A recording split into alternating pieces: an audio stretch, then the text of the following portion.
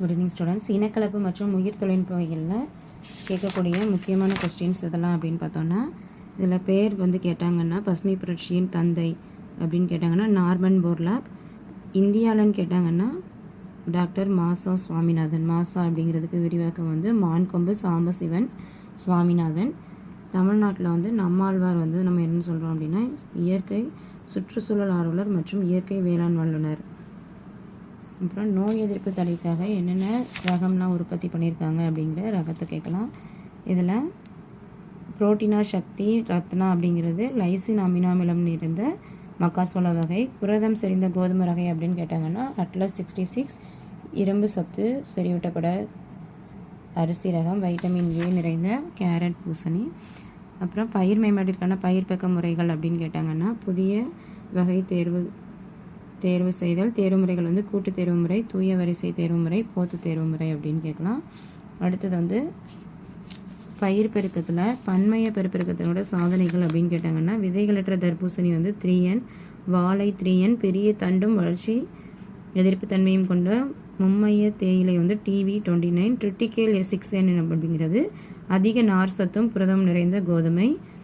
பால்சிசின் சிகிச்சையால் ரப்னோ பிளாஷிகா அப்படிங்கிறது அல்ட்ரோ டெட்ராப்ளாய்டு 4N ஆகும். அப்புறம் சடுதி மாற்ற பயிர் பெருக்கம் என்னன்னு கேட்கலாம். அப்புறம் காமா தோட்டம் அப்படிங்கிறது 2ஆம் உலகப் போருக்கு அப்புறமா உருவாக்கப்பட்டது தான். நம்ம கதிர்வீச்சு மூலமாக பயிர் முன்னேற்றத்திற்காக பயன்படுத்தக்கூடிய ஒரு மெத்தட் தான் காமா தோட்டம் அப்படின்னு சொல்கிறோம். இதில் பயன்படுத்தக்கூடிய கதிர்வீச்சு பொருள் கோபால்ட் 60 CCM 137. அப்புறம் விலங்கின கலப்பில் நமக்கு 2 வகையான கலப்பு பற்றி கேட்கலாம். வேறுபாட்டில் உட்கலப்பு, வெளிக்கலப்பு. அப்புறமா இதில் மரபு பொறியியல் என்றால் என்ன அப்படிங்கிற கொஸ்டின்ஸ் கேட்கலாம். ஜீன் குளோனிங் அப்படின்னா என்னதுன்னு கொஸ்டின் கேட்கலாம். அடுத்தது ஜீன் குளோனிங்னால் எப்படி அடிப்படை நிகழ்வுகள் எதெல்லாம் அப்படின்னு கேட்கலாம். அதுக்கு இந்த டயக்ராம் ரொம்ப இம்பார்ட்டன்ட். அடுத்தது DNA மருத்துவ உயர் தொழில்நுட்பம்னா என்ன அப்படிங்கிற கொஸ்டின் 5 மார்க்கில் கேட்டாங்கன்னா 5 மார்க் ப்ளஸ் 2 மார்க் கேட்டாங்கன்னா எழுத தெரியணும். இரத்த சர்க்கரை நோய், வளர்ச்சி குறைபாடு, ஹீமோஃபிலியா, திசு பிளாஸ்மினோஜன் தூண்டுதல், ஹெப்பாட்டிட்டிஸ் B. அப்புறமா இன்னொரு டிஃப்ரென்ஸ் இதில் கேட்கக்கூடிய கொஸ்டின் உடல் ஜீன் சிகிச்சை, இனச்சல் ஜீன் சிகிச்சை வேறுபாடு.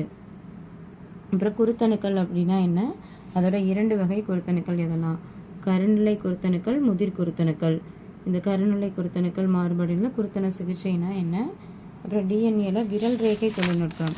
இந்த விரல் ரேகை தொழில்நுட்பம் எங்கெல்லாம் பயன்படுத்துகிறோம் அப்படிங்கிறது 4 மார்க்கில்